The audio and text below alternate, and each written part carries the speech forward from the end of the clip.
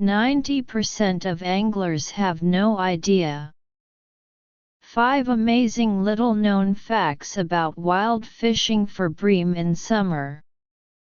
Fellas, when summer comes around, you'll always see a bunch of people by the fishpond, braving the scorching sun to grab fishing spots like they're snatching up watermelons.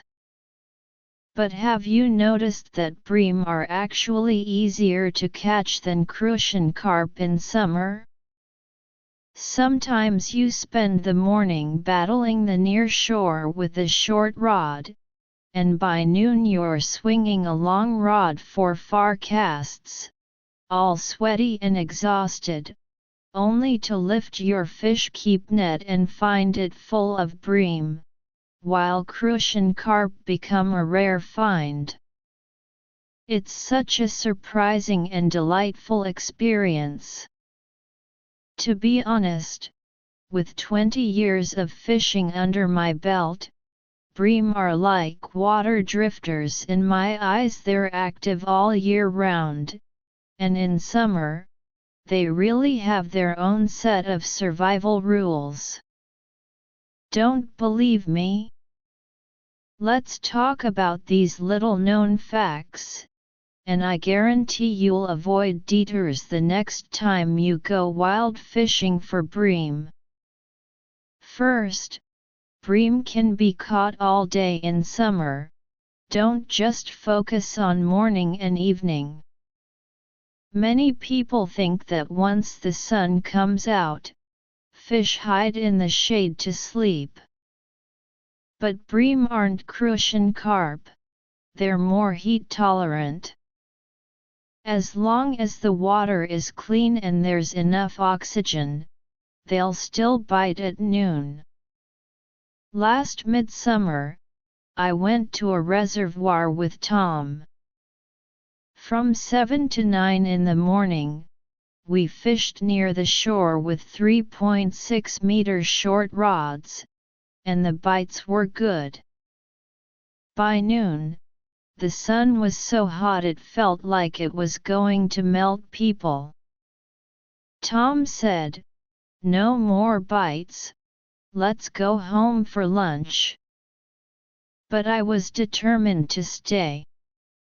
I switched to a 5.4 meter long rod, cast it directly to the edge of the deep water, threw in some bait, and unexpectedly caught 3 big bream in a row. That convinced Tom. He wiped his sweat and mumbled, "So you can fish at noon too." So when fishing for bream in summer, don't just stick to early morning and evening.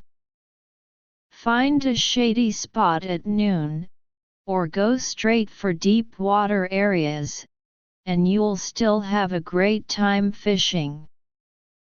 Second, don't be obsessed with old haunts for fishing spots.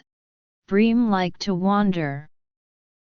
Bream aren't like crucian carp, which stay put in their nests. These guys are great at roaming around, going wherever there's food. Once, I waited at a backwater bay for 2 hours without a single bite. Then I saw splashes at the inlet on the opposite shore, so I quickly moved. Before I even finished setting up the new bait, the float started nodding, and in half an hour, I caught 7 or 8 bream.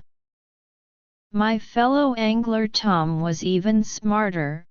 He set up 3 bait spots, took turns waiting at each, and went to whichever had bites. The results were amazing. When fishing for bream, you have to be flexible, don't just stick to one spot. Observe the movement on the water's surface more. If you see fish jumping or water plants swaying, quickly go over and try. If all else fails, set up a mobile bait spot bream like fresh places. Third, get creative with adjusting the float, widen the distance between the two hooks. Bream's feeding behavior is different from crucian carp. Sometimes they graze the bottom, sometimes they hover in the water. You can't be too rigid with float adjustment. I'm used to adjusting with bait to 4 meshes and fishing at 5 meshes, with a 10 cm distance between the two hooks. The upper hook lightly touches the bottom, and the lower hook is just a little off the bottom. This way, no matter if the fish are swimming near the bottom or in the middle layer, you'll catch them. Last summer, my angler friend Tom insisted on using short leaders, and all he got was small fish stealing the bait. I told him to switch to 25 cm long leaders. As soon as the float settled, a 2.5 gin big bream bit, pulling so hard it almost broke the rod. Don't underestimate this change in distance. Bream have big mouths and bite hard. If the hooks are too close, you'll miss out on the big ones. Fourth, don't be too rigid with bait. Try some black technology. Earthworms and redworms are classic, but in the summer heat, bream have a stronger taste. Using some new stuff works better. Once, I used chicken intestines mixed with dough bait, specifically targeting big bream. Old Yang next to me watched for a long time and said I was messing around. But while he stuck to earthworms all day and caught nothing, every time I cast the chicken intestine bait, I got a bite, and they were all big ones. Another time, I tried adding some mealworms, and the effect was amazing. The bream were noticeably bigger than when I used only commercial bait. In summer, bream prefer animal protein, especially in large water bodies like reservoirs and rivers. Feel free to think outside the box. Don't be afraid to experiment. Fifth, be flexible with the length of the fishing rod. Don't rely on just one rod for everything. In summer, bream move 3 times a day. They like to linger near the shore in the morning and evening, and move to deep water to escape the heat at noon. If you stick to a 3.6 meter short rod all day, you'll end up with nothing. I usually use a short rod in the morning, which is flexible and quick. As soon as the float moves, I lift the rod immediately, catching small bream at a fast pace. After 11 o'clock, I switch to a 6.3 meter long rod for large water surfaces, casting far, with a big bait spot and lots of fish. I often catch big bream this way. Last year, a new angler friend stuck to a short rod, catching 3 in the morning and none in the afternoon.